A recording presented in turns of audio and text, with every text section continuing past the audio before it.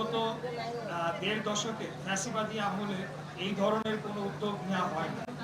এটাই স্বাভাবিক যে একজন বীর মুক্তিযোদ্ধা তিনি ঢাকার যে ঐতিহ্য সেটিকে আবার পুনরুদ্ধার করে জনগণের সামনে নিয়ে এসে আমাদের কৃষ্টি আমাদের কালচার সেটিকে আবার প্রতিষ্ঠা করবে একজন বীর মুক্তিযোদ্ধা। এটাই আমরা আশা করি। আমরা সত্যি আনন্দিত, আমি বিশেষভাবে আনন্দিত। আমি বলবো যে আজকে আপনারা অনেক কষ্ট করে অনেকদিন যাবৎ প্রস্তুতি নিয়ে এই অনুষ্ঠানটি করেছেন। এটা একটা শুরু হোক, এটা একটা লার্নিং হোক। এর পরবর্তীতে আমি অনুরোধ জানাবো, বিগত দিনে আমরা শুনেছি যে বিজয় দিবস, স্বাধীনতা দিবস, জাতীয় দিবসে এই ধরনের কম্পিটিশন আয়োজন করা হতো।